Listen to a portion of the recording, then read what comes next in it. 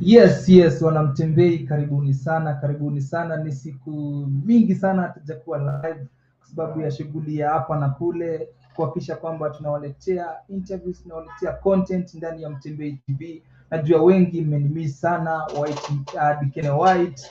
Yes, mmenimiss sana na kina Peti na watu wengi ambao tunawaandalia mambo makubwa sana hapa ndani ya Mtembei TV. Na jamani, leo ni siku moja amazing sana, maana tuna kiongozi wa youth leader Oka mwenyewe ako hapa ndani ya studio. Tuko naye hapa ndani na tutakuwa tunapiga naye story, na of course tuko na ndugu yetu hapa K Central pia ako ndani, mchambuzi wa siasa tuko naye hapa ndani, hakikisha kwamba anatuletea vitu amazing sana. Usiondoke popote ulipo, hapa ndio home ya siasa. Unajua Mtembei TV ndio inakuaga number 1 hapa Kenya.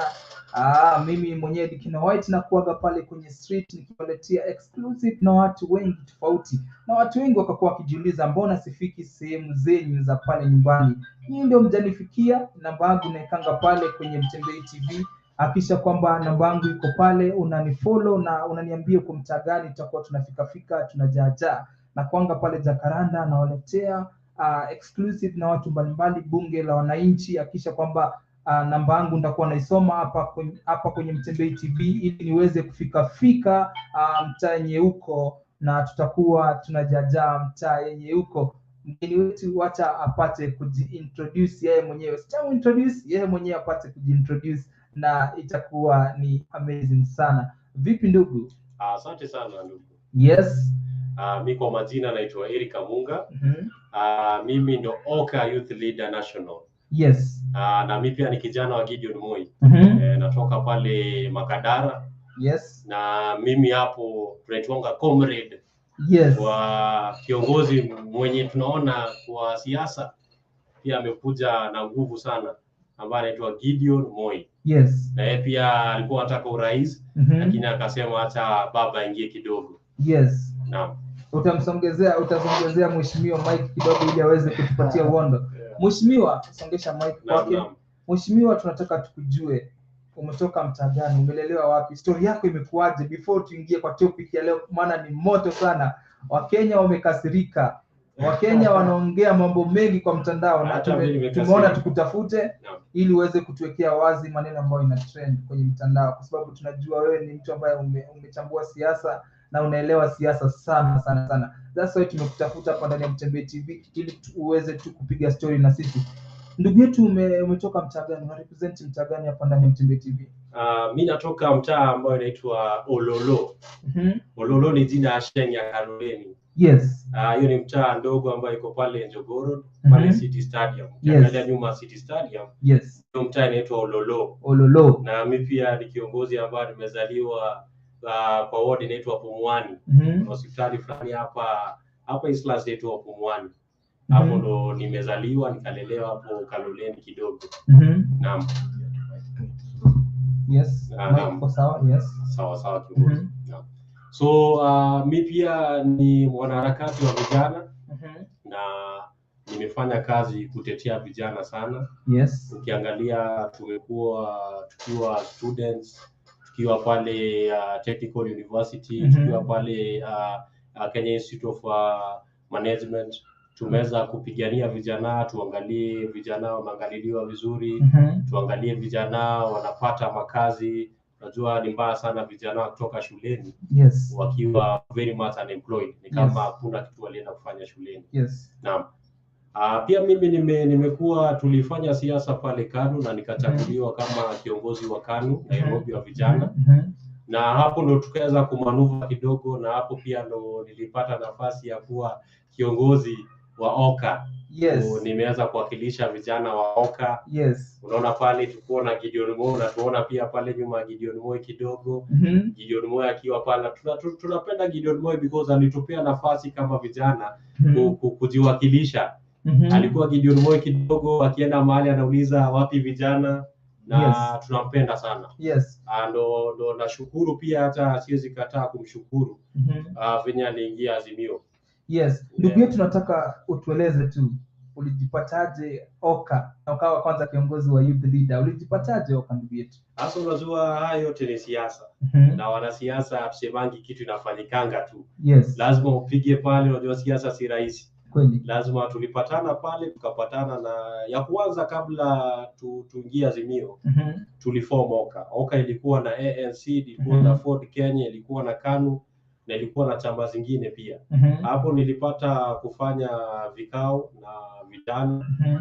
Ya kwanza tuli approach ODM, lakini ODM kidogo ilikuwa wako skeptical kidogo. Yes. Nika approach ANC, tukaongea na vijana wa ANC, tukaongea na vijana pia wa chama ya Kalonzo, Wiper, na hapo ndo tulikaa chini tukaona kwamba tunafaa tukue kama vijana, tunafaa kuwa pamoja. Tulifanya hivyo, ndo tukakuja tukaangalia nani anaweza kalio kiti. Unajua kiti ni moto sana. Yes. Na tukaona kwamba kijana wa Islando hapa anafaa kalio kiti, na nikapewa hiyo kiti na nafurahi kabisa. Yes, inasemekanaga kwamba vijana kupata nafasi zingine, kwa mfano kama nafasi yenye uko nayo, inakuwaga ngumu sana. Unadhani ni kipi kinachangia kupata kijana wa mtaani kupata nafasi kama ile kwa community? Vigezo vipi mtu anafuata ndio apate position yako kama saizi kama youth leader wa Oka? Kipi kinafuatwa ndugu yetu? Unajua kwa siasa ni changamoto kwa sisi kama vijana. Kwa sisi tumetoka Islando, unapata ukienda unapatana na watu ambao wameoga, watu wamepaka mafuta. Unapata watu wameoga na pesa, wanakuangalia wewe kijana bado hujatosha, lakini unatosha. Yes. So unapata vijana suko tumeangaliliwa vibaya, especially wale vijana wametoka Islando. So tuliweza kupigana na ilikuwa ni vita. Saa zingine ilikuwa unaenda mpaka physical vita ndio upate ile heshima. Siwezi penda pia vijana wenzangu wapitie hiyo hali. Ndio maana kama sisi kama mimi kiongozi naangalia venye tutaweza pata na viongozi ndio tuweze kurahisishia vijana wale wanakuja nyuma yetu wasiweze kupigana. Ndio wapate nafasi kama nimepata. Yes. Ndugu yetu amekaa hapa sana, ndugu yetu tumetoka mbali sana na yeye. Wacha tuongee na ndugu yetu kidogo. Vipi ndugu? Mimi niko fresh. Naomba kwanza tuambie jina lako ni nani na kwa nini maybe tuko na wewe siku ya leo. Kwa by the way tunaitwa Java. Kama kawaida si mnanijua already hata. Na leo tumeamua like tukuje tumalize show juu kitu nyingi happen. Kuna wengi tupendeza na leo tuko na show. At least tuko na mheshimiwa mwenyewe hapa. Yes. Mheshimiwa. Naam. Nataka nikuulize swali Oka iko wapi sasa hizi? Oka iko wapi? Kwa sababu wewe ni youth leader wa Oka na tunafahamu kwamba Oka, viongozi wa Oka wengi wamejiunga na vyama tofauti ili kusupport viongozi fulani waweze kupata kiti cha urais. Wewe kama youth leader sasa hizi uko wapi? Sasa mimi sisi kama Oka, hata niongee kama sisi kama Oka. Oka tulipea presidency ya Kalonzo, tulipewa mandate ya kubeba kuwa flag bearer wa Oka. Lakini Kalonzo pia akaongea na ndugu yake Raila Amolo Odinga na wakaamua wafanye kazi pamoja. Yes. Sasa kama Oka imeenda break kidogo. Oka itarudi 2027. Lakini sasa hii hakuna kitu kama Oka. Hakuna kitu kama Oka. Hata mimi sasa nimebaki mimi ni youth leader wa KANU. Yes. Lakini sasa tuko ndani ya Oka. Hakuna maneno mengine. Sisi tuko ndani ya Oka na ya Azimio. Pole. Tuko ndani ya Azimio na presidential candidate ni Raila Amolo Odinga. Na mbona youth leader huko enda side nyingine UDA wakati pia kuna wenzenu ambao walienda ile side? Mbona ukwenda hiyo side ukaamua ukuje side ya Azimio? Unajua kiongozi, mamangu akanilea, mamangu akanipeleka shule, akanipeleka college nikamaliza, tena ukuje niambiwe tena nikuje nibebe mkokoteni. Hiyo si ni kunitumatusi bwana. So huwezi kuja uniambie nimeenda shule nipewe tena mkokoteni. Ndio sisi tunaangalia venye vijana watakuwa empowered, vijana wapewe makazi wale wamaliza college, na pia ule alimaliza standard 8. Imaanishi yeye future yake iko kwa mkokoteni. Yeye anafaa kuwa empowered. Kuna kazi za internet zenye hitaji ukuu umefika form 4, anaweza fanya afundishwe. Ndio hizi centers, naona president wetu Uhuru Kenyatta alileta hizi centers za IT. Na akasema hizi centers zote zitapelekwa mashinani. Ndio hao vijana tunaweza wa train, wapewe waoneshwe venye wanaweza fanya kazi ya mtandao. Yenye haitaki masomo. Yes. Ni brain tu ile amezaliwa nao na atafanya vyema. Ndio sasa mimi singeweza enda kwa ile upande mwingine. Pale nyingine ni vita. Unaenda pale unaambiwa nini, vijana wanakupiga, wanakuona kama wewe hufai kukua huko. Sasa mimi sioni kama natoshea kuwa huko.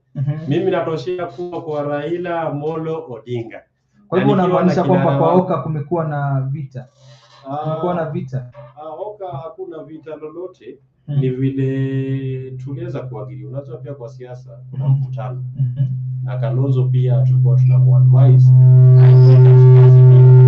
alikuwa anaona anaweza. Kwa siasa kila mtu yuko na confidence yake, hatuwezi blame, lakini tulishukuru sana kuona kwake ameingia Azimio. Na sisi tunafurahia. Na tulingoja hiyo kwa muda mrefu sana kama KANU. Najua KANU sisi hata kama tuko ODM, sisi ni watu wa Raila Amolo Odinga na Uhuru Kenyatta. Hatuwezi achana. Na mnachukuliaje Kalonzo kukuja isaidia Azimio? Unadhani Kalonzo ni kipi anakuja kuchangia kikubwa sana upande wa Azimio? Ninyi kama Oka. Kalonzo ako na uzito kubwa sana, usione hivyo. Ukiangalia katika area yake ya inaitwaje huko Ukambani. Kalonzo hakuna mtu anaweza mpiga Ukambani. Na yeye ameleta kura za Ukambani yote. Yeye sasa amesil. Kwa sababu charity nyingine ukiangalia nao viongozi wengine Alfred Mutua au alileta jam kidogo, lakini sasa Alfred na Kalonzo Musyoka alikuja akaweka seal. Sasa tunaona ameleta uzito kubwa sana katika Azimio, na tunajua baba saa 2 asubuhi atakuwa tunamgoja pale State House.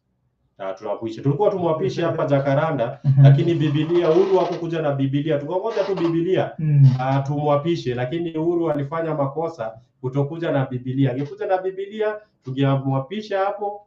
Raila, ukiangalia Raila 2017 alipita. Hata ukiangalia Moses Kuria kelele anapiga, lakini ni ukweli Raila Amolo Odinga alipita asubuhi na mapema. Sasa ilikuwa tu Uhuru Kenyatta akuja aeke seal na Biblia, lakini alituambia tungoje kidogo. So tumehold our horses till tarehe 8 August.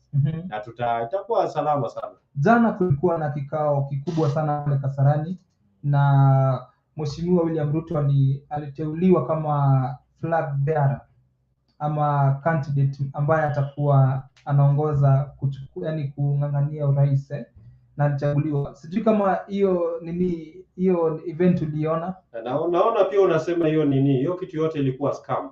Hiyo event yote uliona? Ilikuwa scam. Uliona macho ya Ruto?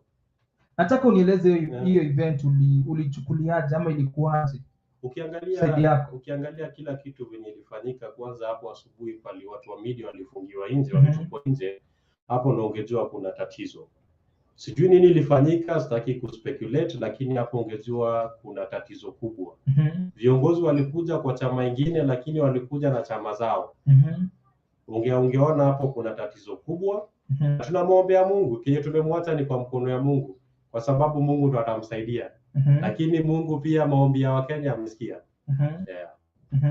Mungu amesikia maombi ya Wakenya, na Mungu pia anajua nani ndo atakuwa rais wa Kenya. Rais wa 5 wa Kenya tumeshajua. Mimi nilikuwa napigia debe kiongozi wangu Gideon Moi, lakini akatuambia lazima tupeleke Raila kwanza, yeye atakuja baadaye. Unachukulia speech ya Moses Kuria ambayo aliongelea jana? Wewe kama mwanasiasa. Mimi kama mwanasiasa, ungeangalia Moses Kuria hapo alipeleka Ruto nyuma sana. Na ilionyesha hata Ruto vile anasimama hapo asimami kama deputy wa rais. Kwa sababu inaonyesha huko nyuma kuna kitu ilifanyika, na rais ni Raila Amolo Odinga. Aliyafahamu hiyo. Na kitu kingine IEBC pia inafaa imuoji, iseme kwa nini huyu mtu anasema election yenye waliangalia au wenyewe walifanya ni scam. Inafaa pia itwe aojiwe, waliseme waliiba aje, waliseme nini walifanya, ndo Wakenya wajue ukweli.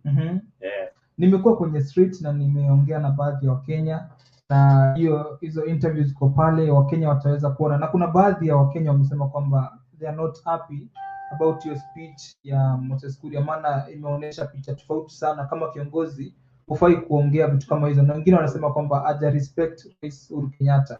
Kwako unaichukuliaje? As a Kenyan, what I can say is that as a young person, we usually wake very early in the morning to go and vote. It means that venye Moses Kuria alisema is like we are wasting our time. Inamaanisha hata tukienda tukipiga kura haitahesabiwa. Yes. That is a very important issue and it should be investigated. DCI wanafaa muite waulize election iliibiwa aje, uko na information gani, ndio Wakenya wajue haswa nini ilifanyika.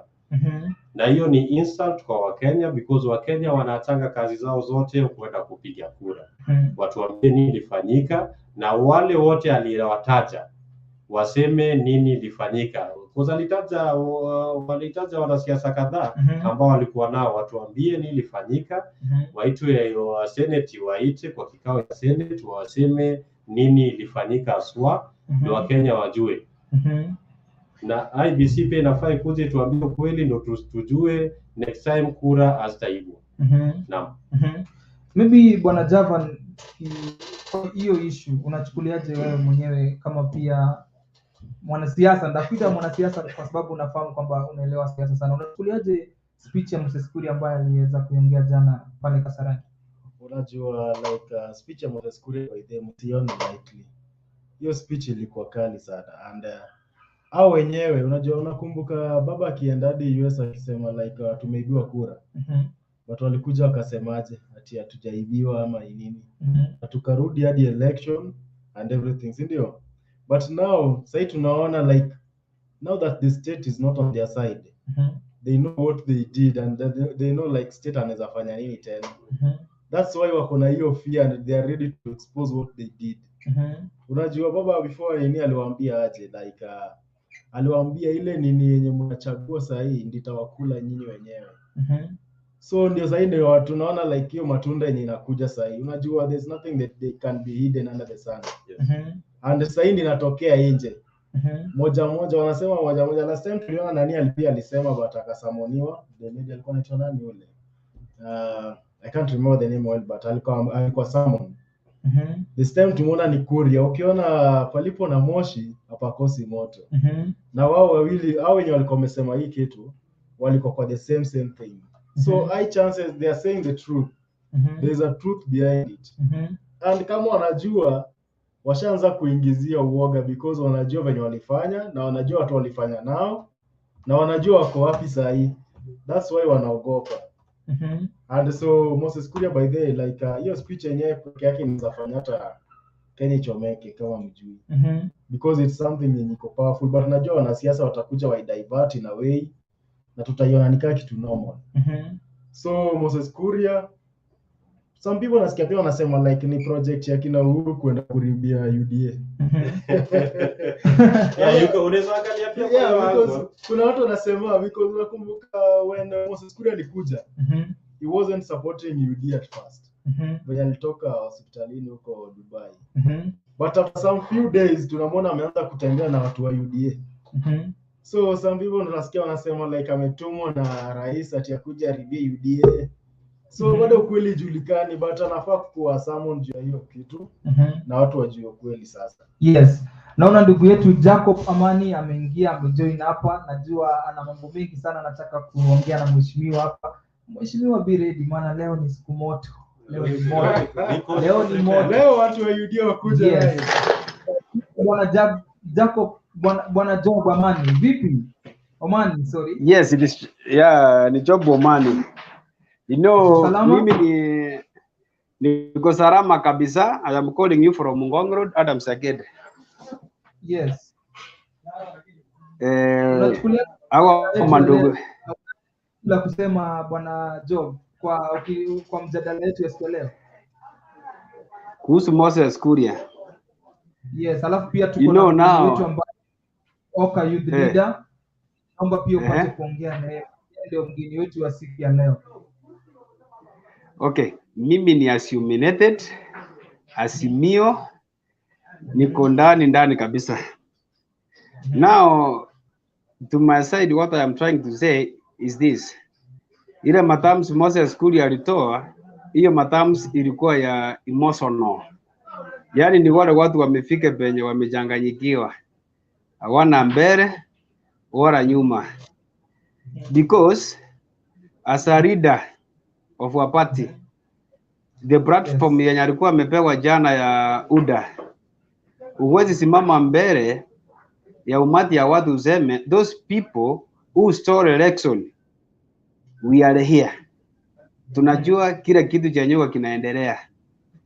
Wale wenye wako pale ni body tu, it is just a body there. Sisi ndio tunafikiria vile tulifanya maneno. It was unfortunate and it is unfair to the society. Now, chenye mimi naweza sema as a good citizen of this country is this.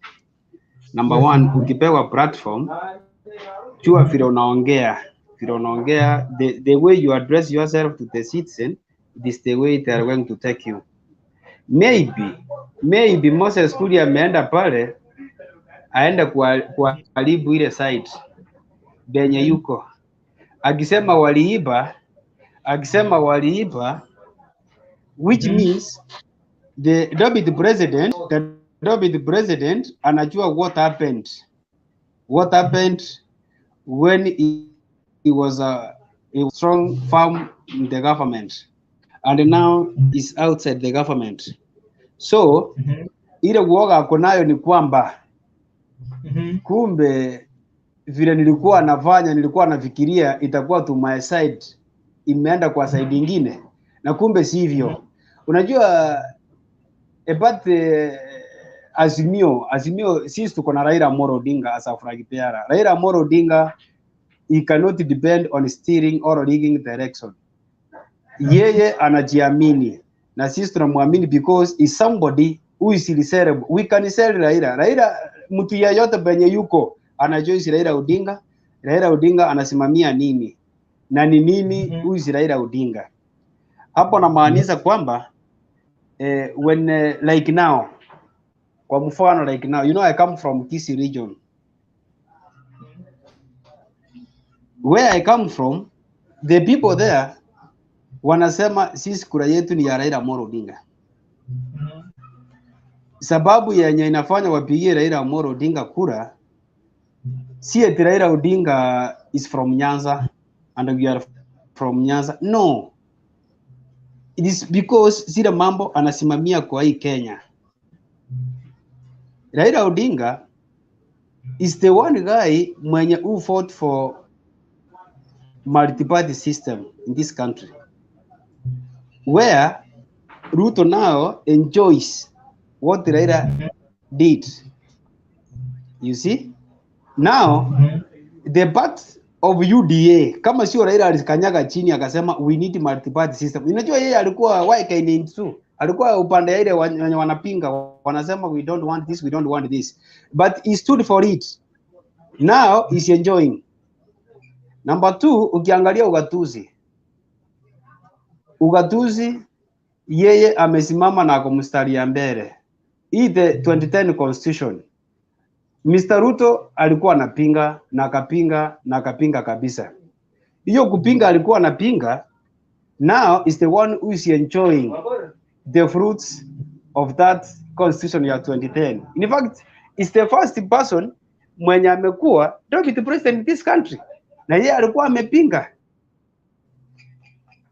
Alikuwa anapinga mambo ya machimbo, wanasema mkienda machimbo wale wa Kisii wako Rift Valley watafukuzwa, Wakikuyu watafukuzwa, kila mtu atarudi kwao, aenda akae kwao. And now sisi tunaona ile maendeleo imeletwa mpaka kwa kaunti ya Kisii na Nyamira.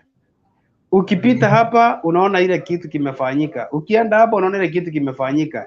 And now what I fail to understand is this: why these people wenye wana oppose mambo ya kama county government yenye iko kwa hii kosi, kwa nini wasiachwe nyuma, waambiwe nyinyi mlipinga kaa hivyo? Angalia wenye walipitisha vile wanafaidika. You understand? But because ni ile wanasema the majority wachukue and the minority wakue tu hapo. You understand? Now jenye nasema in short ni kwamba ukipewa platform ile kitu unaongea, jaribu uongee, usijifurahishe wewe mwenyewe at that time. You understand? No.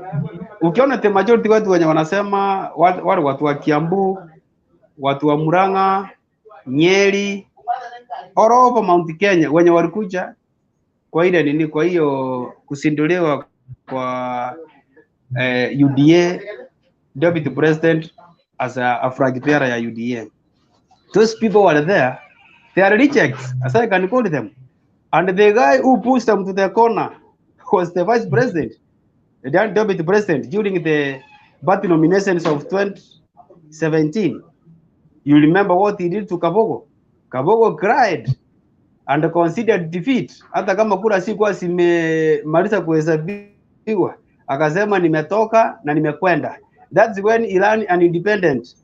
Wakati alikimbia akakimbia mambo ya independent na yeye akaanguka kabisa. You understand? You remember what he did to Munya. And I remember Munya clearly stating that let the time come, we will throw you away like ile viazi. Unaona ile viazi viazi yenye zimejomwa. Now we are waiting for it. And yesterday the way the deputy president addressed himself, he was a Peter man. He was a Peter man. Now, when you are a Peter man, you are not a good leader. In fact, if you can remember the time of handshake, angalia somebody like Raila Odinga. Raila Odinga aliabuse Uhuru Kenyatta sana. Uhuru Kenyatta akamwabuse sana wakati wa ile campaign. But during the handshake, these gentlemen, they came together. And if you can remember wakati walienda pale safari back kwa maombi. If you can remember, these people, these two gentlemen, wakasema, Raila akamwambia ndugu yangu, inchi ni kubwa kuniliko. Uhuru akamwambia inchi ni kubwa kuniliko. Wakasalimiana, wakaombana msamaha.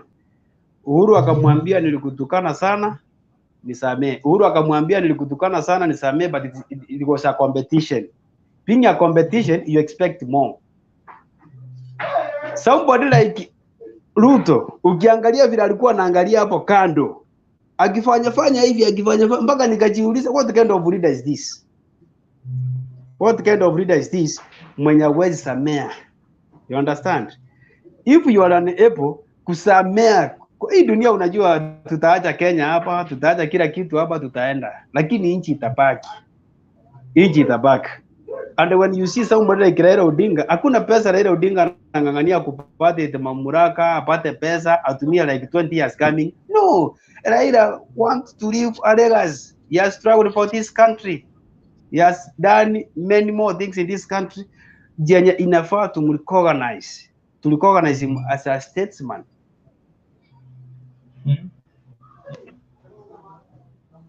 Unless Yes. case. Yes. Job tunashukuru sana kwa pia Jackson muda aongee kidogo.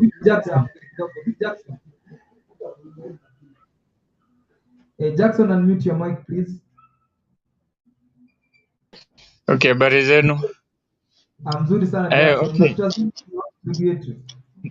Mimi niko Nandi Hills. Yes.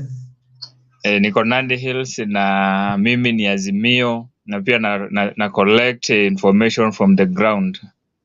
Yes. First of all, acha niwapatie ujumbe kwamba wale watu ambao wanasema ati this is Nandi County, understand this is the route of the deputy president. One funny thing about the current generation, ama wale watu wenye wanaishi saizi, they have already understood how UDA are conmen. Wanaogopa kusema wazi, but the truth of matter is there are large percentage of people who are going to vote for Azimio from this place, and the same people, the native of the land. See, okay, I'm not the native, but I have interacted with these people. In fact, we always meet in several group. We discuss this politics so much. So mtu asikudanganya hapo ati kwa sababu Nandi iko kwa DP ati wako UDA wote, si wote. Those people who have sober mind, they know where the leadership is. Now let me move to discussion. Kitu cha kinanishangaza sana ni hao vijana. Sisi vijana, unajua vijana kuna njia ambayo tumepotea. Kuna vile I don't know who has poisoned our mind. You know, some of us don't understand history. Hapo nyuma kidogo. Raila is a person who is holding this nation, and Raila baba ni mtu mwenye ako na huruma, ni mtu mwenye ako na moyo wa msamaha, ni mtu mwenye hana tamaa, ni mtu mwenye anajali taifa lake. And I'm wondering how some people can have audacity to talk ill of Raila Amolo Odinga, and is the one who fought for this democratic right of freedom of expression. People are just speaking anyhow. They are daring. And I want to thank our President Uhuru Kenyatta to some extent. Uhuru is a very wise person. Were it not for the wisdom that Uhuru has, sidhani kama deputy president na hiyo gang yake wangekuwa bado wanaongea vile wanaongea. It is very unfortunate to have such leaders. Yesterday I was following the NDC. And my friend, let me tell you, we are not safe in the hand of UDA under their captain. The guy is always bitter. Anaongea hadi anauma meno. Macho, sijaiona macho yakimwaga damu kama maziwa, lakini niliangalia kwa macho ya yule jamaa hadi yamekuwa mekundu mpaka unadhani mishipa inataka kutoboka imwage damu. Huyo ni mtu ambaye analia machozi ya damu. So we should be very careful. And all people who spoke in that NDC, they were very bitter. Unlike the NDC of Azimio yenye mtu alikuwa anaongea, and when you follow the NDC of Azimio, it was fact. If it were about to kupigia baba debe, ilikuwa ni debe na inatosha, because those people walikuwa watu wa sober mind.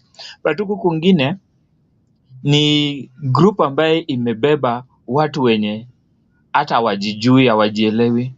I think, I'm sorry to say this, I think hiyo ni group ambaye imebeba watu ambao ni walevi kwa wingi.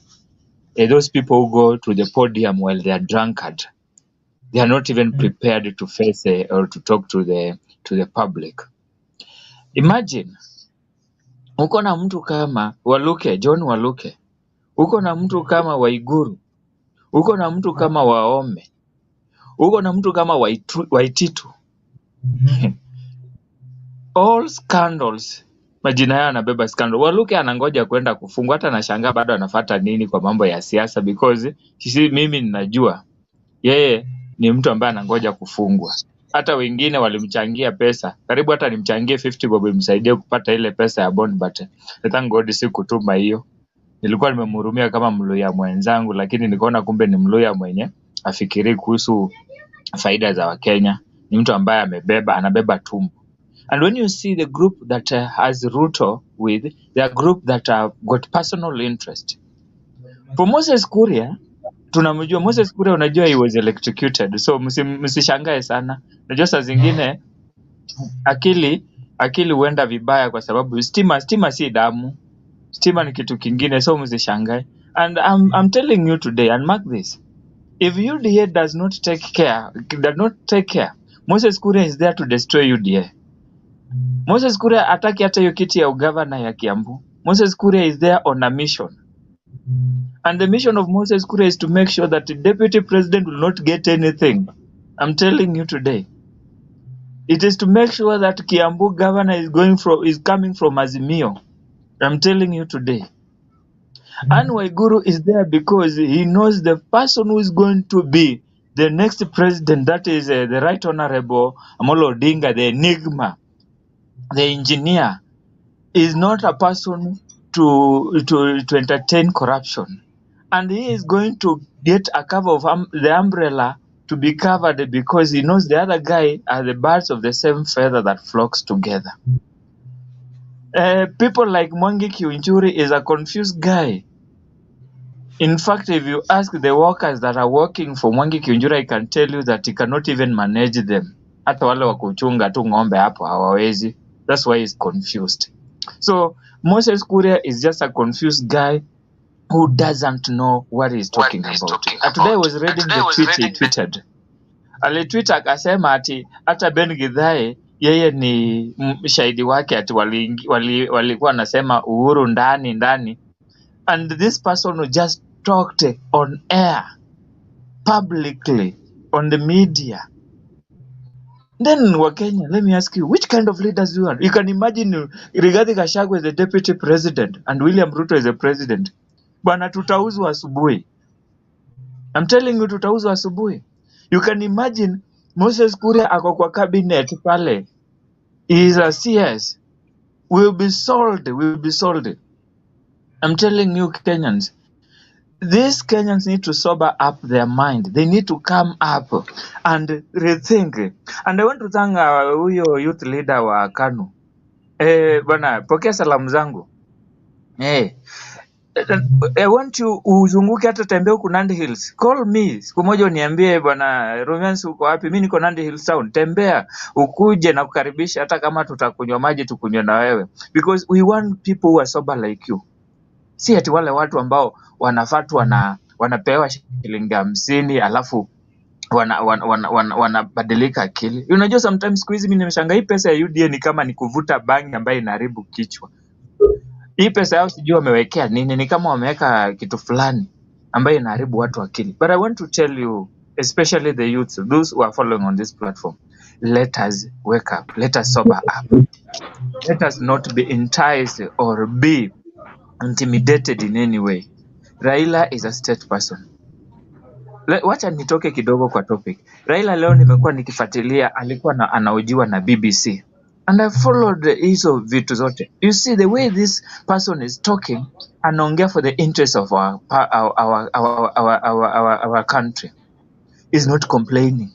Hata wakati walijaribu kumuuliza mambo ya election, he did not complain. He just said it's simple. You know, I've been a victim of election malpractice. He did not intensify on that discussion because he's not looking at the past, he's looking at the future. In fact, the best future.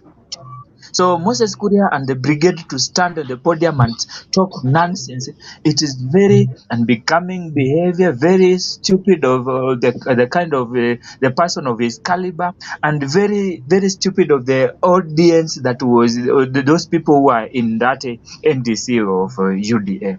Waliudhi sana, in fact walibomoa kila kitu. Na mkitaka kujua UDA ni dictator, mbona walifukuza waandishi wa habari wasitufanyie mambo yao pariwanja? Mbona wakajificha?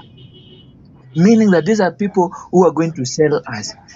And I am telling you today, I'm not a prophet, but I've been a prophet to some extent. Let me tell you today, even in Central, Ruto is going to have maybe 2 or 3 MPs.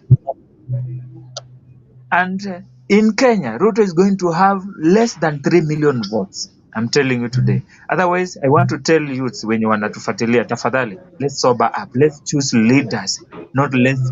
We should not choose those people who want to benefit themselves. Ruto cannot fight corruption. I want Ruto to stand today, and I'm repeating this thing. I want Ruto to stand today in public, to go in public, asimame pale KICC, aseme ninaomba msamaha Mteshi kwa kuwahi chukua shamba yake na koti ikadipata na makosa, mimi ni mwizi wa shamba. Akisimama nitamsupport.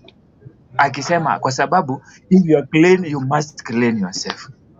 I want Ruto today asimame na aseme ile only 7 billion zenye alisema alikuwa makosa, aseme alikuwa anatuchezea.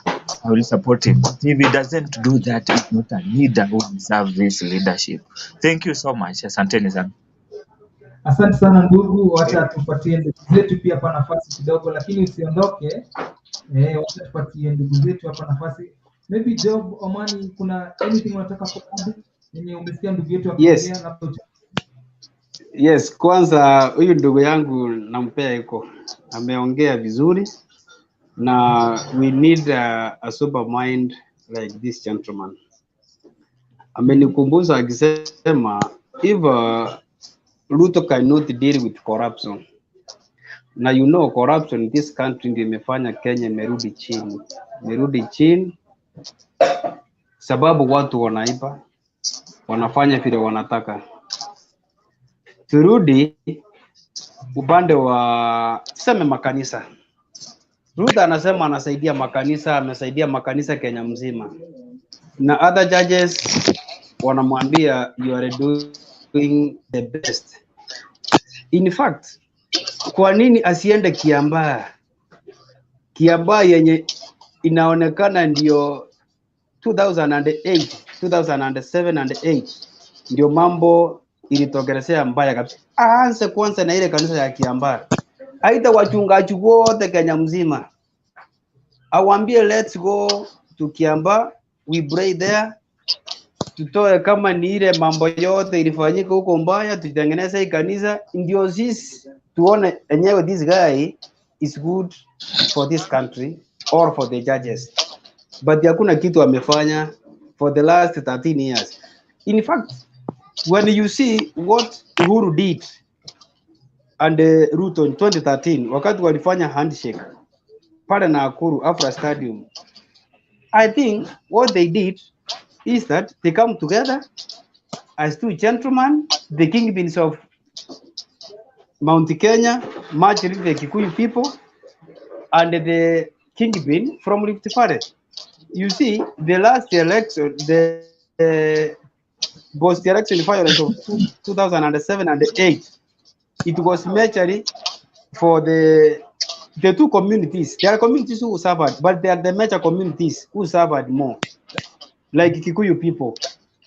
Now, when these gentlemen came together, their main agenda was to unite the people of Rift Valley, especially the Kikuyu and the Kalenjin people. Mostly those people wenye wanaishi za Rift Valley, na ile mambo yao ya kuwatoa ICC. Lakini kama Ruto angekuwa kweli a state person, sasa hivi naongea hivi, angeenda Rift Valley penye kila mtu alifukuzwa kwa samba yake, sababu hakuna mtu ajui samba yake penye ilikuwa. Aite watu wote, waambie wenye walifukuzwa, wenye walifanyiwa hivi na hivi, kuja tupatana, hata kama ni Eldoret. Tukisema patana Eldoret, kama ulikuwa unaitwa Job, ulikuwa unaitwa nani, majirani ujuana. We know our neighbors. Kila mtu ambiwe rudi kwako, rudi kwako. Like just in fact there's a time nilienda huko side za Nyeri, not Nyeri, huko Kirinyaga. Nilipatana na mzee mwingine hapo, akona kasamba kake 50 by 50. In fact aliniambia yeye alichangiwa na watu fulani, akapata kasamba kake hapa akanunua, na hajawahi ona eti amerudishwa kwake penye alikuwa. In fact I have a friend who's a victim, alifukuzwa from Kericho. The guy samba yake aliacha hapo. Now what I am saying is this, kama majirani wanajuana ukweli na yeye alikuwa akwe state person, angeita wale watu, kila mtu arudishwe kwa. Mimi nasikia wanasema watu wengine walirudi, wengine hawakurudi. What I am asking, what about when hawakurudi? Walipata compensation ama hawakupata? Number two, inji haitaki mtu mwenye ako na hasira. In fact hata wewe ukiwa na hasira kwako kwa nyumba, uwezi endacha nyumba yako, haiwezi simama. Haiwezi simama. Angalia Ruto juzi amekuwa Kiambu. Amekuwa akisema rais umetunyanyaza. Umetunyanyaza sana. Umetunyanyaza sana. Mimi nikauliza, huyu jamaa amenyanyaswa namna gani? Jamaa amenyanyaswa namna gani? Because hata maji ya anakunywa ni maji ya inji. Yeye hatoangi pesa yake kwa mfuko asema ananunua maji ya kukunywa. Hapana. Ni serikali inamununulia. Ile mafuta anafueli gari yake, anatembea kwenda kutukana serikali. Hiyo mafuta ni ya serikali. Is a double speaking person. Hakuna kitu anaongea. Yani leo anaongea hii, sijui anasahau. Yani I don't understand the kind of the reader wala watu wa UDA wanaserekea. Nikirudi upande wa kusema my peace, this guy atapata. Hey, my brother, my friends, let us go back to history of 2002. Kisi people, we had a person mwenye tulikuwa tunaita Nyachae. If you are good historians, Nyachae alisileta jambo ilikuwa inajiita 40 people. 40 people, sisi tulipata MP wageni kabisa, hata wengine hatukuwa tunawajua. You remember the guy we used to call George Anyona Moset with the part of Kenya Social Congress. the guy was a strong candidate. He was a strong person from Kitutu Masaba. But at the end of the day, the guy suffered. He suffered a lot. Why? Kuna kitu tunaita nini? Tunaita kuna sweep fulani inakujanga. Na hiyo sweep ikikuja, my friend, unakuwa swept away. Haijui kama ulikuwa mzuri, ulikuwa mbaya. Reasons, you must stick to your people. And when you talk in one voice from a community, that one, it's okay. Like now, if you see the people from Rift Valley, more especially Kericho, Sotiki, Bomet, uende side ya Nandi kidogo, and Wasinigisu kidogo, Elgeyo Marakwet. Ukienda hapo, mimi najua kuna wabunge wazuri sana. Kama watasimama na UDA, wengine watapotea. Lakini ni wazuri watapotea. Sababu ni nini? Ile wewe iko hapo, ni wewe kali sana.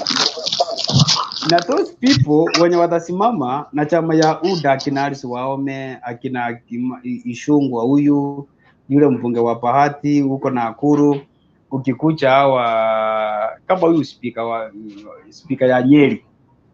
That gentleman is a Peter man to Raila Odinga, but I can promise you, no, anasimama Mkurueni. Hawezi pita. Sababu hii chama ya Jubilee yenye imesunduliwa juzi, hii chama iko na nguvu na itasimama imara. Na ikisimama imara, kila mtu atarudi kwao. Na kila mtu akirudi kwao, ndio mtajua vile kutakuwa. Because if the resources, Jubilee they have resources. They have resources. Now it is like TNA versus URP. Ni nani anasimama URP said ya the mountain ya Pite? It's not a joke. Let's go to Mount Kenya West. Where we have Linturi. Linturi nao anaenda kungangana na yule mama Mwangaza, angangana na jamaa tunaita Kiraitu Murungi. Linturi atapita wapi na UDA? Unajua kwa ground, like mimi nasemanga ama watu wanasema hivi. Tunaendanga ile mkutano ya Ruto. Okay. Na mtu ukisapewa kitu, unabadilisha t-shirt. Uko na t-shirt mbili. Uko na t-shirt ya yellow, uko na nyingine ya Jubilee, na uko na nyingine ya ODM. So ukifika pale, unapata mtu the moment unaingia as a UDA, mtu amebadilisha. But inside here, my friend, things on the ground are not the same again. Because I remember at my younger age, nikiwa primary, nimekuja mpaka second high school, mpaka nikaanza kupiga kura. Sijawahi ona Raila Odinga bana zake nini zake sikiwa in the mountain. I have never seen. Na sijawahi ona hii jina yake ya Raila Odinga ikitembea pale vile saa hii inatembea pale. In fact, Raila has used to score more than 44%. 44%, 45 mpaka 47 for the total votes zenye zimekuwa zikipigwa in Kenya. Na Raila hajawahi, by the way, Raila hajawahi shindwa, lakini hiyo percentage yake vile inakujanga hapo, mimi naonanga ni sawa tu. Now we need a certain percentage from the mountain. If we get something like even 15% from the mountain, that is 60%. Because if you remember, people say that Musalia Mudavadi has gone with his own thoughts. Wetangula has gone with his own thoughts. And these people, they supported Raila 2017. The guy who supported Raila in 2013 was just only Wetangula. That's what they made God. 2017, the NC ikakuja na Musalia Mudavadi. Wakati walikuja, wakaungana. What I am asking myself is this. Hata kama Musalia Mudavadi anasema ameenda na watu wake, Wetangula amesema ameenda na watu wake. Watu wagani? Ndugu yangu wako hapo from Nandi East. Yeye mwenyewe anaelewa the ground of Kakamega, the ground of Bungoma, Busia and Vihiga. Mimi saa hii nikisema Raila ametoka ameenda kuunga mtu kama Ruto mkono, hapo nitasema kusema ukweli mtu yeyote mwenye alikuwa pale kwa Wajaruo pale akipinga, Raila ameenda na kura zote, because ukiangalia from Nyanza region all the MPs are from ODM. Ukiangalia Western all the MPs are from ODM, isipokuwa pale pande ya Bungoma where we had Fort Kenya, now is DAP. Mimi ile kitu inanipiga chenga, it is how the people of Murembe Nation saa hii Musalia Mudavadi akirudi huko na Wetangula, Musalia Mudavadi atasema anasimama ugavana ama atasema anasimama senator? Because saa hii ukiangalia Murembe Nation, like you ndugu yangu wako hapo, yeye watu kwa ground walikuwa wanamwambia tunakufa na Musalia wetu, sababu Musalia is going up to the president. Saa hii ameenda pale Marara, ameanza kusema kama usimami president, wewe sasa utakuwa debit. What I am asking myself is this: hiyo debit yenye anasema itatoka wapi? Na Ligati asasema akina Mwaura akina nini, sisi we have preserved debit president from the mountain. Now if Musalia Mudavadi is going to be picked as a running mate to UDA, to William Ruto, who is the mountain? Because the mountain watasema wamenyanganywa, and if the mountain watapata mtu kama Ligati Gachagua as the running mate or anybody from the mountain, watu wa Murembe Nation watapiga hesabu waseme kumbe tulichanganywa. How comes sisi hakuna penye tunaenda? Musalia Mudavadi alikuwa offered akuwe finance minister, ndio nani akakuja kupewa Ukuru hatani.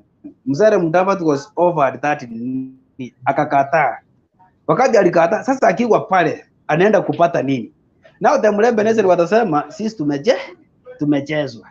Vile tumejazwa, wacha tuende vile watu wetu wa hapa wanatuambia. You understand? Which means DAP, ODM, and all the affiliate parties of Azimio, they are going to have all the members of parliament from the Murembe Nation as compared to UDA. And also, from my experience of politics, from my region where I come from now, which is Kisii and Nyamira, nobody is going to have, William Ruto is not going to have even MCA, not MCA from Nyamira and Kisii. Reasons behind is this. You remember in 2007, 2008, the Kisii people walipigwa sana. Walipigwa. Na hajawahi kuja nyumbani aombe msamaha. Hajawahi. That is why unaona the treasurer of UDA, Uisi Omingo Magara, left because the ground was hostile. Wanamwambia, my friend, look at Simbarat. Simbarat hiyo wefu yote ya Kisii County amepepa. That's why unaona somebody like Machogu from Bobas, from Nyaliba Alimasava is the first time MP. Now ndiye amepewa apeperuse flag ya UDA as a governor. He's going nowhere. And the guy who is going to be adopted is from Gitutu Chache North, where Chimiangweni comes from. The guy is going to bring nothing because the time alisimama kama MP, he got nothing. Ruto, ile kitu angefanya na Wakisii wakuwe nyuma yake kabisa, angekuja Kisii County and Nyamira County. Akisafika Kisii County, ambie wale watu, you people, you have got a lot of matoke here. You have got a lot of avocados here. This money I am spending ya kupatia hawa wabunge wenu wanakuja pale, I am not going to give them anything. Let me come to Kisii, tuanze hata kama ni industry ya matoke. Tuende Nyamira, tuanze hata kama ni industry ya avocado. hata akianzisha kama hisi ameenda nazo more than 200 million to US, anzisha na hizo pesa kidogo kidogo, sianda ataambia watu I am coming kumalizia ile project nilikuwa nimeanzia kuanzia, sababu tukiweka factory ya matoke, sile crips zitatengenezwa hapo from the bananas, sitapelekwa ng'ambo, siletwe Nairobi, sitapelekwa Kisumu, sitapelekwa mahali fulani penye watu hawana matoke, na avocado mafuta itolewe hapo ipelekwe kwingine. The moment tuna make vitu kama hizo, those youths, those people from Kisii and Nyamira County, they will get the jobs. And now he has done nothing. Ni nini itamfanya wa Kisii wajue he's a gentleman to us? There's nothing. The thing he has is only to come to Kisii, apea mtu 100,000.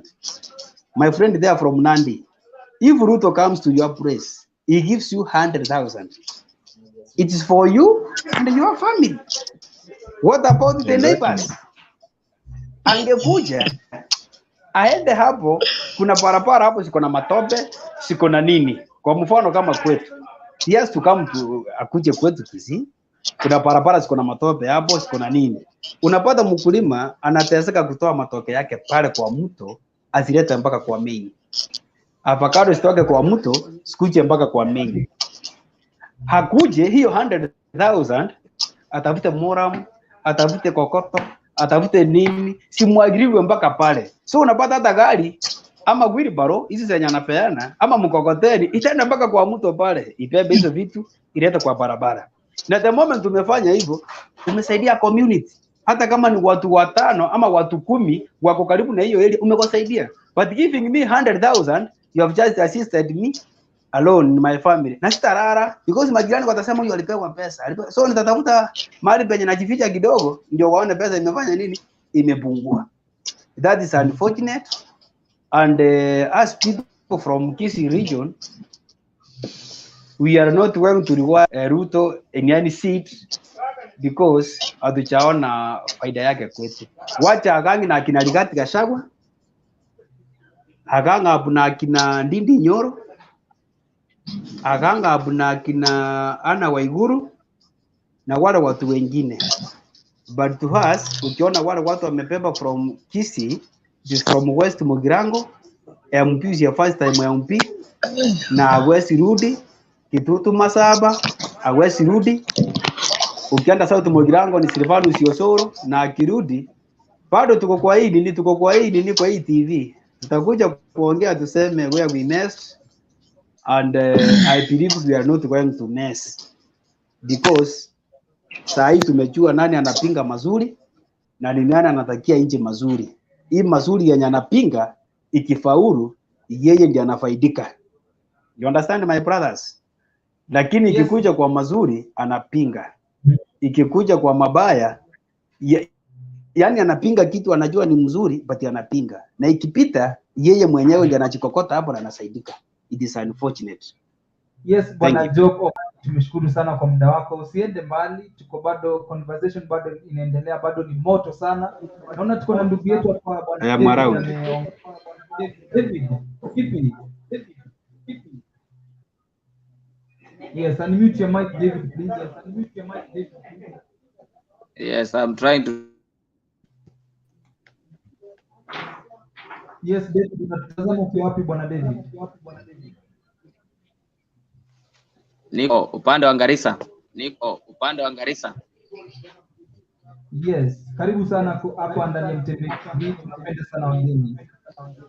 Nimeshukuru sana Yes, conversation hapo umewaka moto sana. Wakenya zetu wamechangia hapa, sijui kama unafuatilia conversation, tunaomba upate kuchangia mada yetu siku leo. Nimekuwa nikifuatilia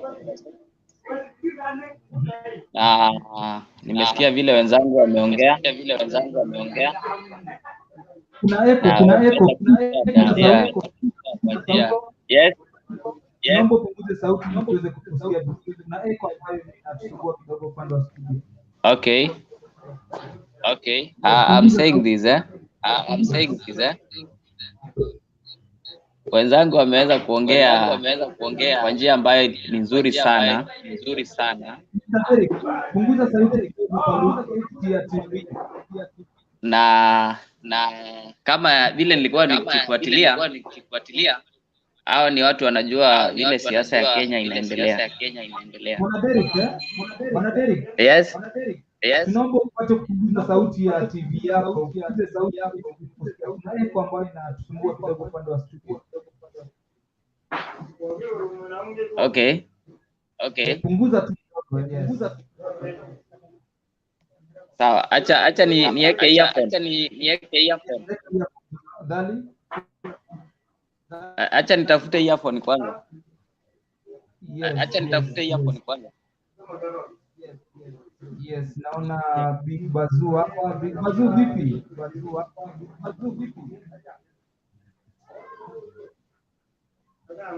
Hello.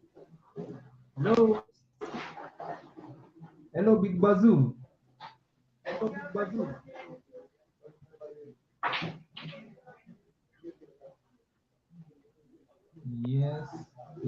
Yes. Stanley, vipi Stanley?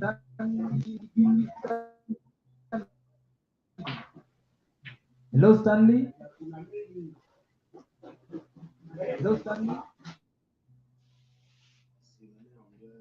Hello. Job.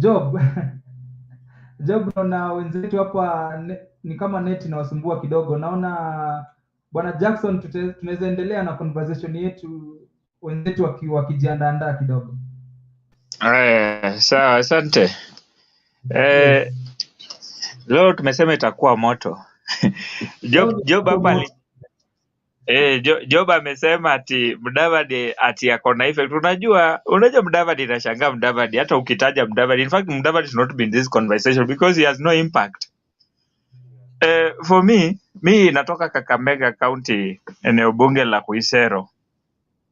My MP ambaye anaitwa Aseka Miradi was in ANC, alichaguliwa kwa ANC. But wakati aliona captain wake anakuwa punguani ama anapoteza network, akasema atafute mali network iko. And Aseka Miradi is in ODM currently, yuko ndani kabisa. Sasa ukiongea kuhusu Mudavadi hana mbunge hata chochote chenye anaweza kuwa na impact. In fact Mudavadi tunaweza sema ni ile maembe, unaenda kununua maembe ya 20 bob, alafu kuna hiyo ni season ya maembe. Sasa zile maembe huko Western kuna na season ya maembe ni mengi. Sasa unaenda unanunua ya 20 bob, unapewa kama 10 hivi, alafu kuna kamoja kameoza, hiyo ni wetangula unaongezewa. They have no value kwa siasa ya Western. I want us to concentrate on those things that are serious, because when you discuss somebody like Mudavadi hapa, hata kuna kitu Mudavadi akatusaidia. Now nataka nirudi kwa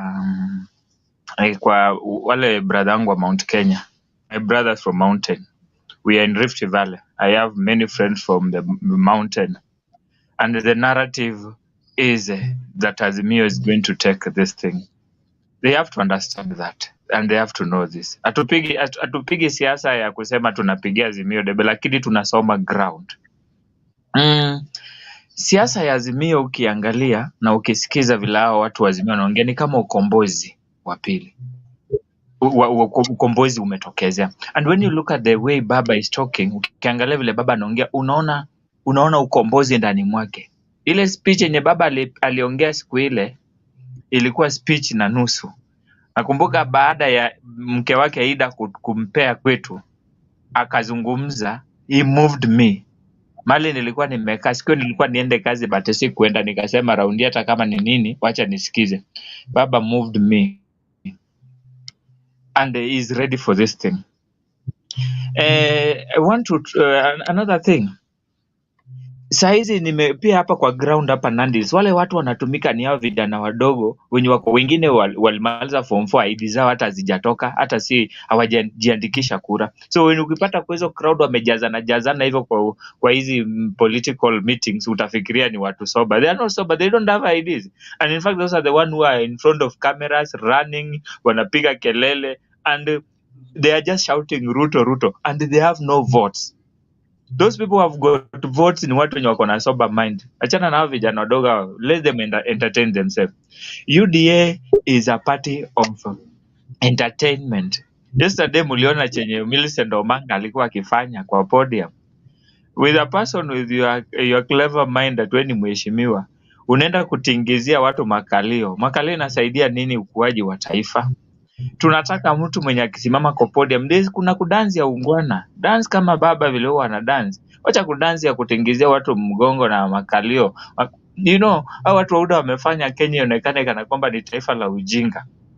Na si hivyo, nataka kuomba msamaha kwa international community because we are not that stupid. It's just a few section of people who are portraying our image to be very bad, like likes of Millicent Omanga and yule mama mwingine wa Kosi mwenye ni mama mzee lakini hata hajiheshimu, the way she vomits words inaudhi sana.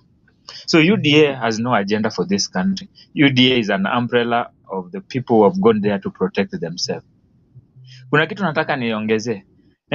Ukiangalia hapa Nandi Hills kuna mwanasiasa nampenda, ni wa UDA lakini nampenda huyo mwanasiasa, anaitwa Alfred Keter, the MP of Nandi Hills. The MP of Nandi Hills is a sober mind person. But ukiangalia kwa inner cycle ya UDA is not needed. Why? William Ruto atataka wale watu wenye wako na akili kidogo kumshinda so that he can manipulate them. He doesn't need mtu mwenye anaweza toa reason, anaweza toa idea ya kusaidia taifa. He want to control everything. Like yesterday, nilishangaa William Ruto is speaking on behalf of his wife. Why didn't he allow the wife to speak? Mbona hakupatia hata nafasi aongee? Yeye ameshajua chenye kiko kwa akili yake. So you see, William Ruto is a dictator in the making, who is just ready to devour us and make us is subject. In other words, he is going to make our country to be a country of slavery. We should not allow that. Number 2, unemployment in the Republic of Kenya. In fact, hata mimi ni yule mtu mwenye anafanya vibarua. Kazi inaisha saa zingine napotea. I do interior design and decoration. Lakini saa hizi hakuna pesa kwa economy. Sasa saa hizi nimekaa kwa nyumba kwa sababu hakuna pesa. Sasa kama yule mtu mwenye anafaa atusaidie, sisi vijana, ametupromise anatuambia bottom up. Unajua maana ya bottom up inamaanisha nini? Wewe wa chini utaendelea kukaliwa na uzito kama Millicent Omanga ukiendelea kufinywa chini na wewe ukiwainua. So you are using your muscle to lift them. Well, you are struggling, unatumia nguvu. Ruto ako hapo juu, wewe unainua tu ukitumia nguvu nyingi. My friends, hebu mchanuke, mwache mchezo. Hatufai kutumika hapa. Hakuna siku yenye utaseme uchumi ni bottom up. Uchumi unatokaje chini penye hakuna kitu ukienda juu? Uchumi unatoa juu. I understand. I'm also a student of economy to some extent kidogo hivi naweza nikasema. We have what we call trickle down. We have the capital. Capital will not come from the bottom. Capital will come from up. Capital ina trickle ikitoka juu ikienda chini, so that hii ya chini inaanza kukua. So you cannot expect mimi mtu wa chini ninue mtu wa juu ile hali sina chochote. What is that? The logic behind the bottom up is just irrelevant. It is null and void. There is nothing like that can work in our current economy, especially hapa Kenya malituko. Yes, Jackson, naomba nikukate kidogo. Naona watu wanatupigia ni wengi sana, naomba pia niwapee nafasi maana wacha nimalize alafu niwapatie nafasi. Kwa hivyo nataka niseme hivi. Wacha nimalize niseme hivi Dickens kwamba tunafaa tusobe up. Let's sober up and let's stand. But ground huko inaongea mambo mengine. Mwachane na hii kelele tunaona kwa media na TV. Kuja kwa ground, yule mtu mwenye ako sober atakwambia what ground is. Na siku nyingine hata ikiwezekana tafuta mimi, nitazidi kukuambia vile ground ina nini. In fact saizi naenda kwa bunge la wananchi. I'm going to listen to them, then I'll bring. Jioni nitakuwa na mtembei kwa nini baadaye. Asante sana. Okay, usitoke kwanza. Uko na bunge la wananchi uko Nandi? Tutatembea maana mimi wanatembea kwenye bunge la wananchi kila area, kila sehemu, na wapatie nafasi watuambie wanasemaje. Karibu sana, nakukaribisha. Make sure hebu chukua namba yangu. Haya, sawa. Andika kwa hali. Kidogo tu.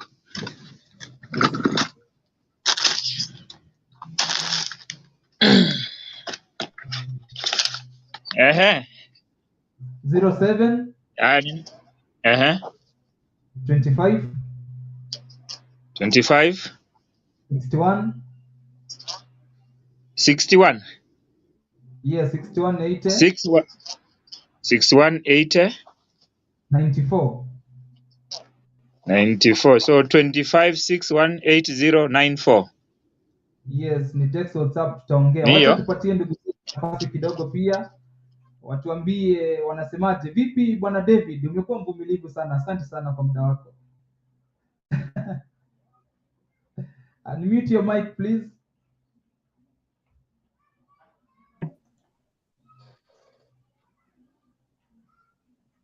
Vipi David, unmute your mic please David. Yeah, hope unanisikia sasa.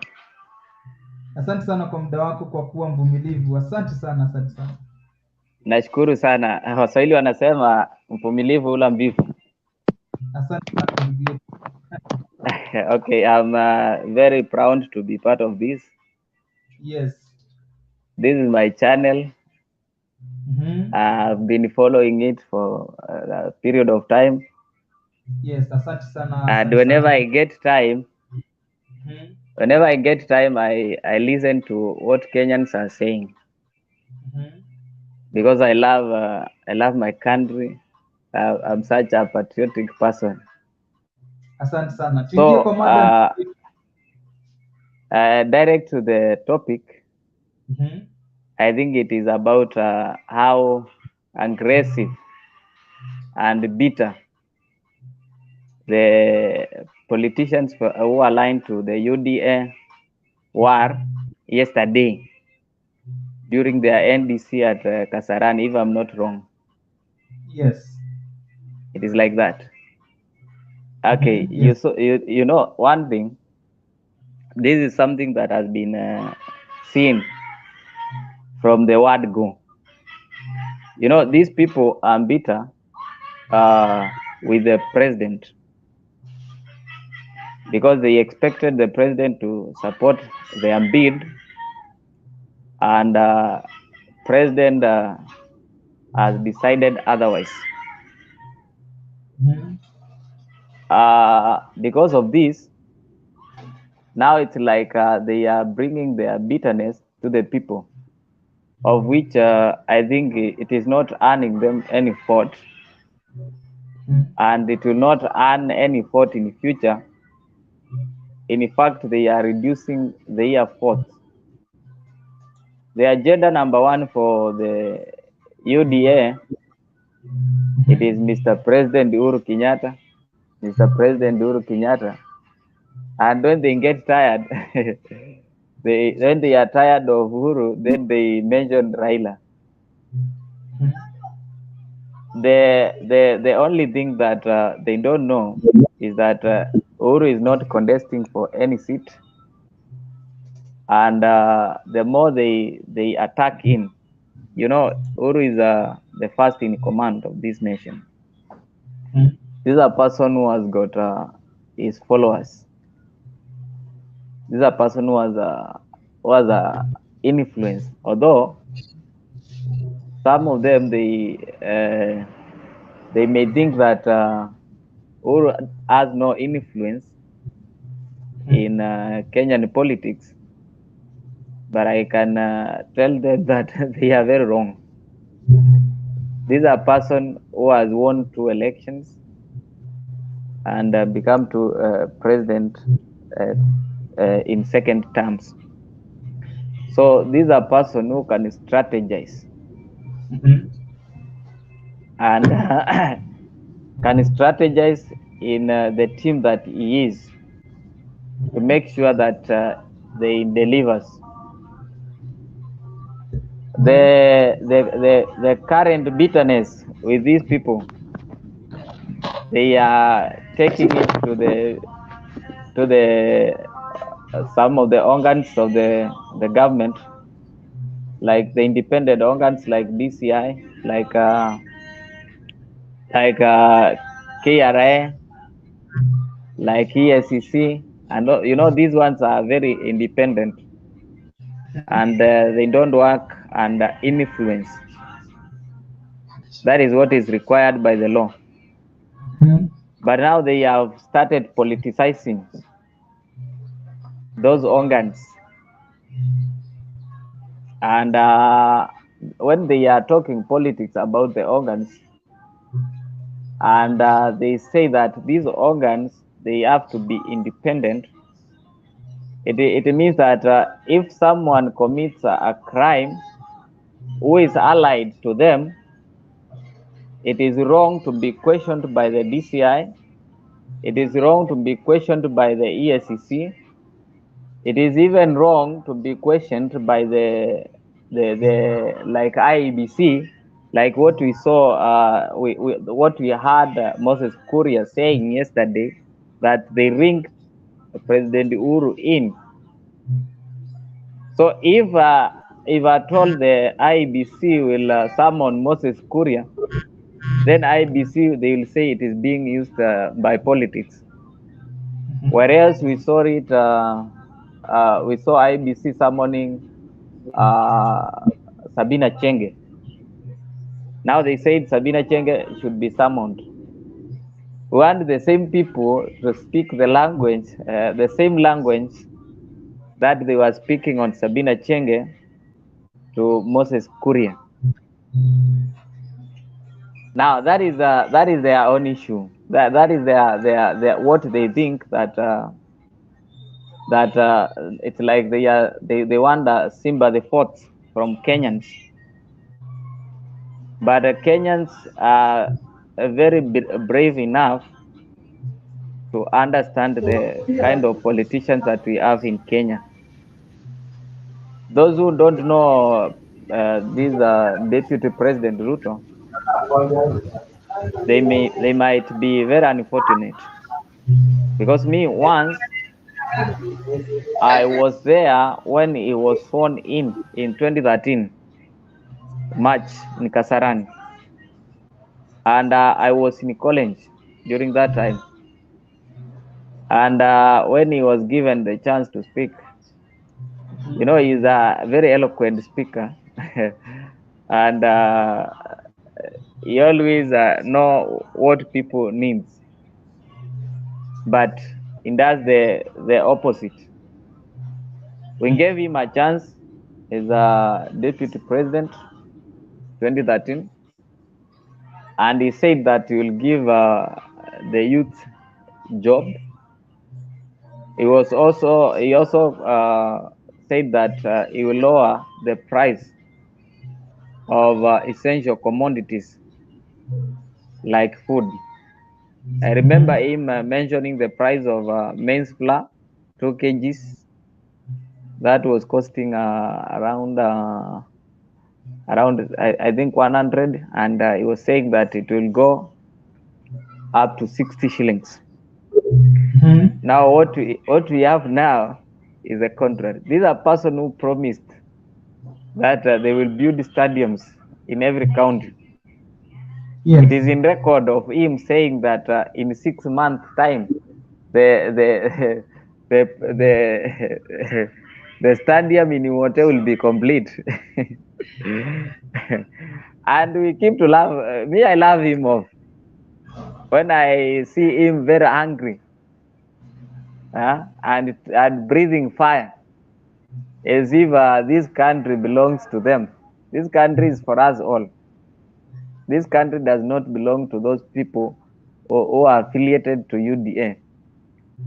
And there is one thing that they should know. You know, when they get angry with the president, and they see like this, they are going to lose this election. They start diverting to God. I also want to tell them that they don't own God. God is for us all. Yes, yes, because naomba nikukate kidogo ili pia tupange wenzetu waongee kidogo alafu tutakuja kwako. Please, naona JK hapo ndani daktari mwenyewe. Okay. Daktari. Hello. Vipi? Hello. Hello JK, Hello. asante sana bwana How are JK. you? Vipi? Mzuri Uko sana. salama ndani ya studio ya Mtembei TV? Tuko salama. Naona Je, mko kwa studio. wapi? Mimi niko Kajiado. Yes. Niko na Kajiado, tunazidi kuhudumia wananchi. Yes. We say we serving humanity. Asante sana kwa kazi nzuri. Yes. Karibu sana ndani ya Mtembei TV. Topic imewaka moto. Yes. Direct mada yetu ili uweze kuchangia. Yeah, na ningeomba nichangie baada ya Stanley. Kama ungempa nafasi alafu ndachangia, manake niko na kusikiza kabisa, then I'm preparing then to get in. Naona Stanley hata ana smile sana. Stanley, wacha tukuje kwako. Vipi Stanley?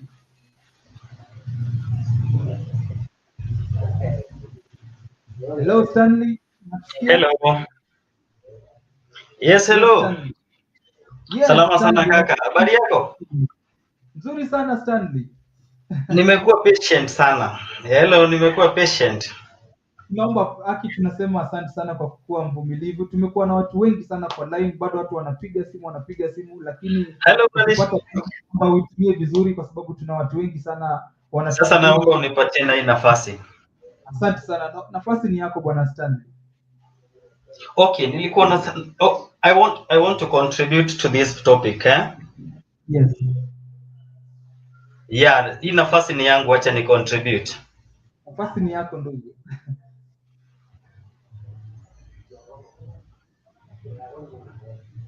And the topic is about okay, my point is there is this man called William Ruto.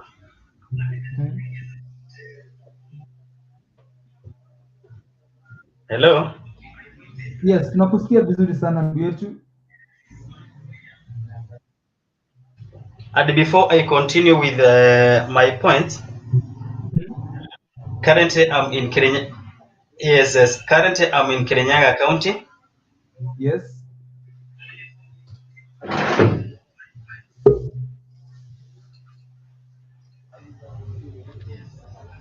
Yes, Stanley. Vipi? And I want to urge my peoples from this central. Yes. Tumekuwa tukifuata waves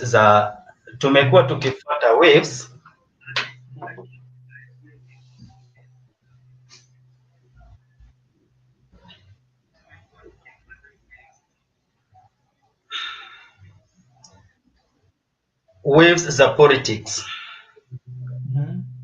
instead of analyzing person by person. Okay?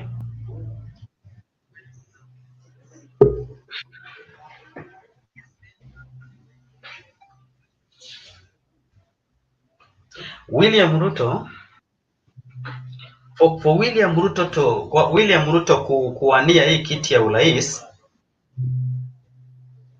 Hello. Yes, tunakusikia vizuri sana ndugu yetu.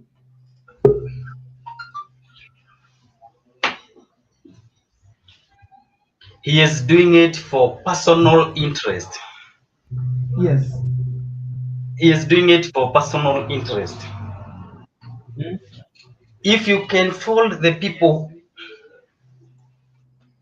if you can fold these people who are supporting him, yes.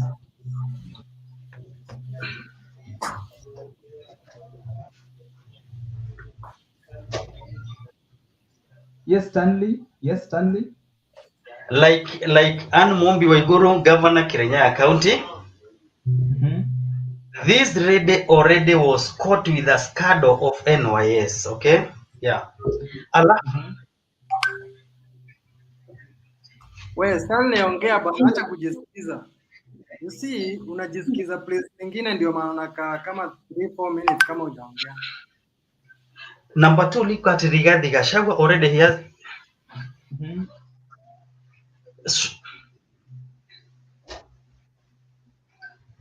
Niendelee direct. Should I continue direct?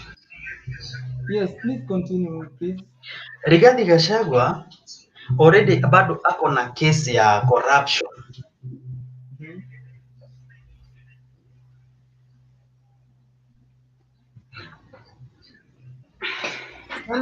Stanley, huwezi ongea kama ujisikizi.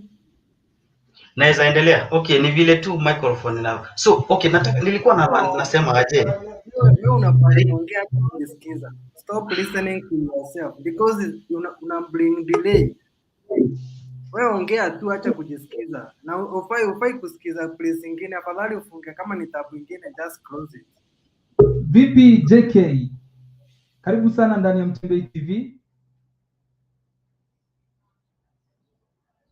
Please unmute your mic, please, David. Hello. Yes. Karibu sana. Okay, I'm back. Yes. Thank you for the opportunity. Yes.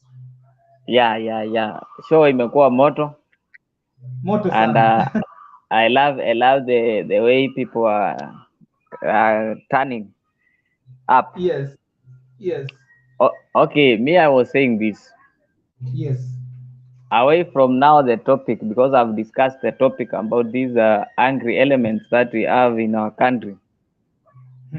Those who don't have the agendas to sell to the people, they have not unveiled their manifesto, something that we have been waiting for long. They have not told us what they will do. The only thing that I've heard William saying is that they will add 100 billion and distribute to people to do business, which is not structural. Another thing that I've heard, like Moses Masika Wetangula saying that they will scrap the CBC, which is very unconstitutional and very unprofessional. Me, I'm saying this now to the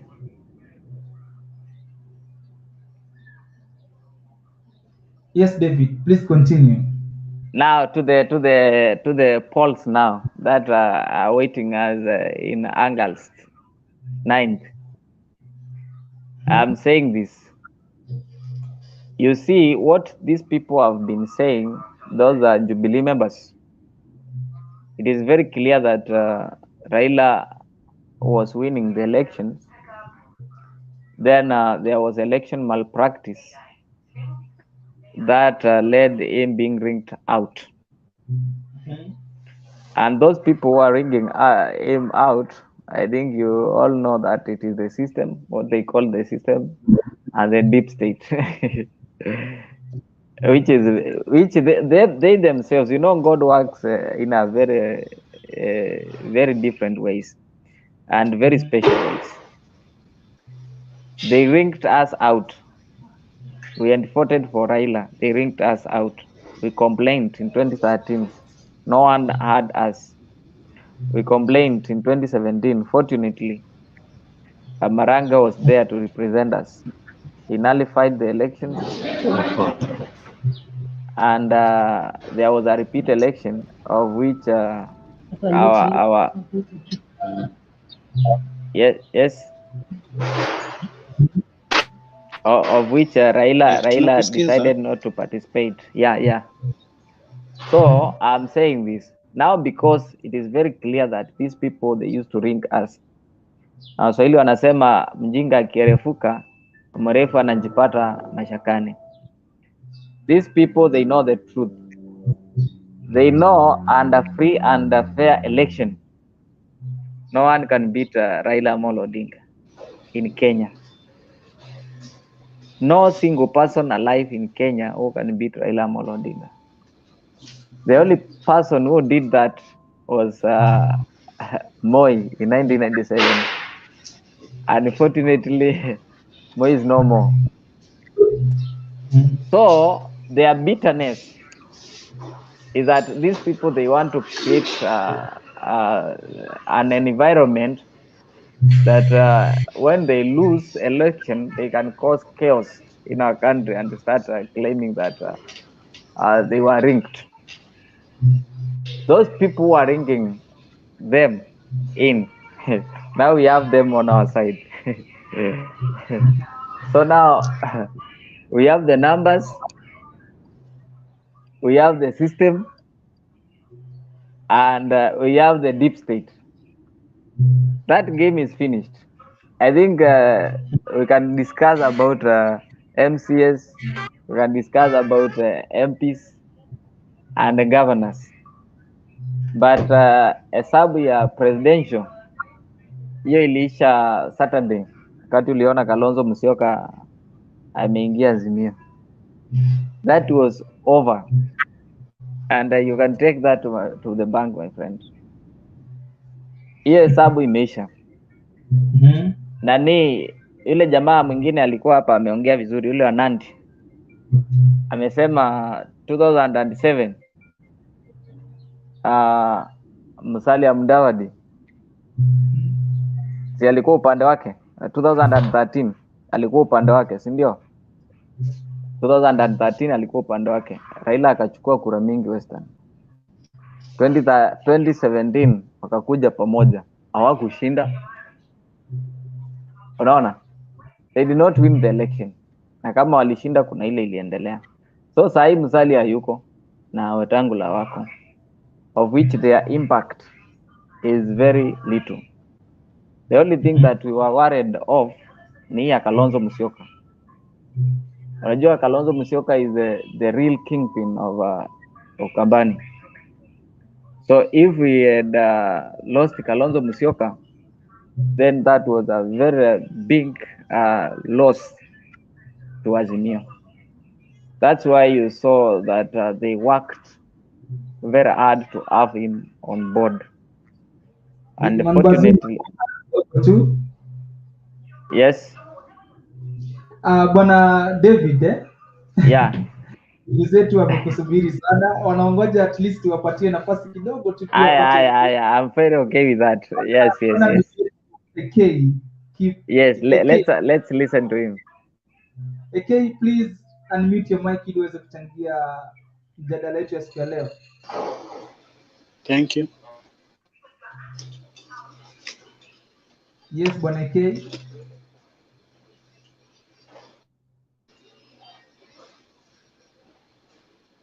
Obongo, naomba uchangie. Obongo.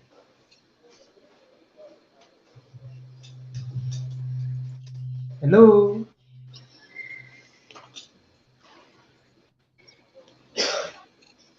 Hello.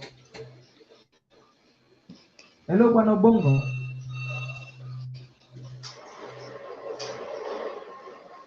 Hello.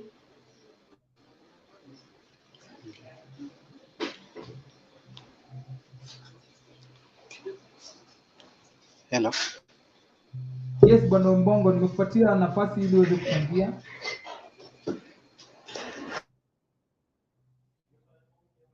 Jairus. Hello, Jairus. Jairus ametoroka. Yes, Bwana David, naomba ukapate tu kusema maneno yako ya mwisho tukifunga mjadala huu wa siku ya leo. Na yoyote ametune in ndani ya Mtembei TV, imekuwa muda mrefu sana, imekuwa muda amazing sana. Na yoyote aliyetune in, tunashukuru sana kwa mchango wako, ni mkubwa sana hapo ndani ya Mtembei TV, tunawapenda sana. Na kama pia uko na bunge la wananchi sehemu huko, hakikisha kwamba unatu inbox hapa ndani ya Mtembei TV na tutakuwa tunatukafika. Na leo hadi bosi wetu mwenyewe ndani ya Mtembei TV ameweza kujoin live, na imekuwa amazing sana. Tutakuwa hadi na bosi wetu hapo ndani ya Mtembei TV. Tunaomba Mark tukupatie nafasi ili uweze tu kufunga show yetu tukimalizia. Okay. Thank you very much my friend. Naona unaitwa sijui Dikene. Naitwa Dikene White. Dikene White. Yes. Okay, you the leader. Okay, you the leader. Ni mgeni wetu Sahi hakuna Oka bana. We have dissolved Oka, now it is Azimio. Oka tutaingia after 2022 tutaongea mambo ya Oka. Now it is Azimio. So me, I'm very happy to be part of this team. You know me, I love to listen to people. hata sipendi hata kuongea sana, napenda kusikia vile watu wanasema. We learn more when we listen to people. Vile siasa inaendelea Kenya bado itashika moto. You saw what happened yesterday, the day before yesterday. Uliona vile hao majamaa wa Kiambu vile walikuja pamoja. No one expected that they will join UDA. Like Mwangi Kiujuri, like Kapogo, like Moses Kuria, and they joined hands together to support William Ruto. Na bado kuna mengi ambayo yako njiani, na najua sasa mahali inaelekea sasa ndio mtu unakuja kujua uko na nani na who can you rely on. Bado haijafikia hapo, lakini sasa inaendelea kufika finals. But nafikiri ile Azimio team imejipanga na imejipanga vizuri, na wale watu wako saa hii hatusemi wanatosha, wakikuja wengine ni sawa, lakini the team ile iko sawa. The only thing that they need to improve on is their delivery message to the people. When they get the platform to speak to the people, they should be very clear to the point. You know, these people, the other people are very agitated and they're very aggressive, and when they are given the opportunity to speak, they speak volume. Though they don't make a lot of sense, but they, at least you can see them, there is something that is getting off their chest. Apart from that, we are saying that the politics of Kenya is now being getting the shape, because we said earlier that this is a two-horse race, na kila mtu ameconfirm hivyo. It is either you are on the UDA side or you are on the Azimio side. UDA wamejipanga kivyao, Azimio wamejipanga kivyao. Vile tumefunika Ukambani, mimi ni Mkamba for your information. It's only that I don't look like I'm Mkamba. Sasa I was worried because we had the 3 governors on board and we had our kingpin outside. So sahi kama Kalonzo angekuwa ameingia UDA, vile wanapiga kelele wanasema Kalonzo hana msimamo, hao watu wangelala ni furaha, because they know what Kalonzo has. Sasa vile Kalonzo ako Azimio, nilikuwa naambia my friend there, hii game imeisha. Azimio, Kalonzo akiwa pale, Ngilu, Mutua na Kibwana, hapo hakuna mbuzi kuruka. Ukienda side ya Coast upate Sultani mwenyewe, Ali Hassan Joho. Ukienda Kisii, niliona Kisii very well. Kisii hakuna story ingine.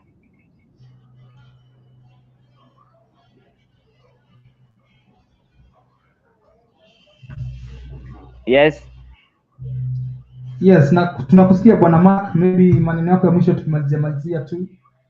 So what I'm saying is that we are hoping for the best for the Azimio team, and because I know this channel supports Azimio, let's continue supporting Azimio. Let's continue speaking to our people.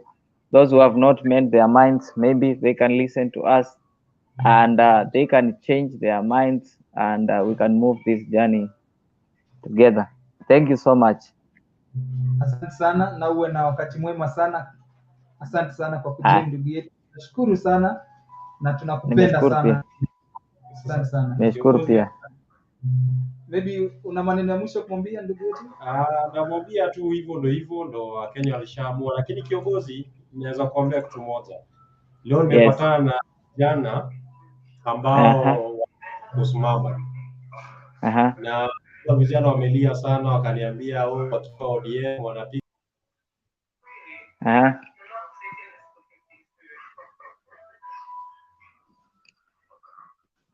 Unasikia kweli?